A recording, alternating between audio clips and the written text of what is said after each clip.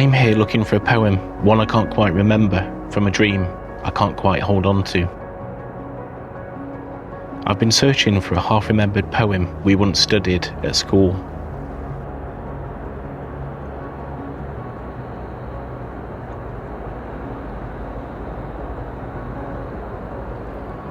I'm in Port Mulgrave harbour, which has a rich history exporting ironstone in its heyday.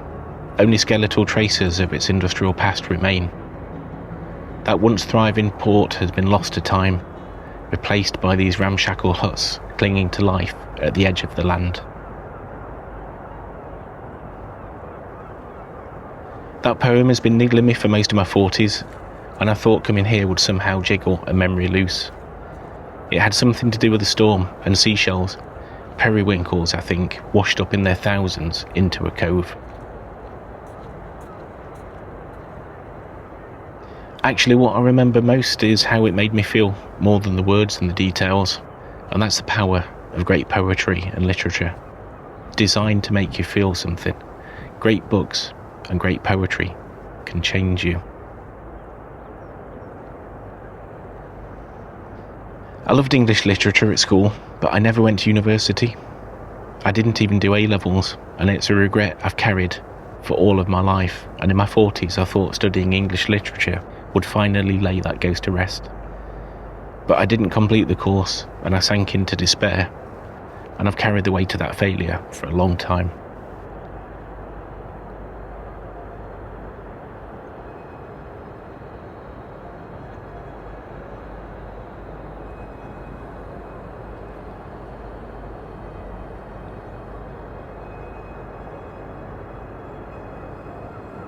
It was after I abandoned the course that the poem first surfaced, in my dreams, and then in my waking life as an intrusive thought.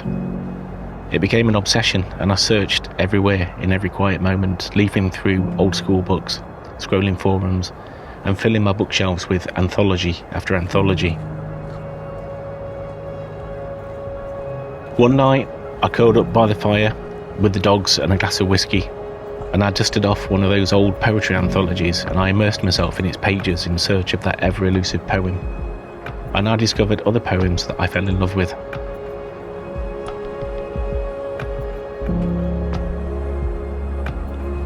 I'm approaching 50, and I'm aware I may have fewer days ahead of me than behind me. And I've been thinking a lot about mistakes and regrets. I've had a chip on my shoulder about not getting those higher qualifications. And lately, I've wondered if my best days are behind me. I'm not even sure now if that poem ever existed, but following the desolation I felt when I abandoned my studies, I think my subconscious knew I desperately needed something. So it took me on a journey in search of a poem that may have never existed. It set me on a path to healing and acceptance. I'm slowly regaining the confidence that I lost a long time ago, and I'll never stop searching for that poem. Sometimes the thing we're searching for doesn't want to be found, and I still don't know why my soul is here on earth, but I think my mistakes have shaped and steered me, and I'm beginning to trust the universe was guiding me all along. So if you're beating yourself up over past mistakes, if you're wondering whether your best days are behind you, think of this place. Some might say its glory days are long gone, but I see these huts inhabiting this liminal space, weather-beaten, forgotten by most, but still here, still offering shelter to souls in need. They have something to give, and maybe so do we.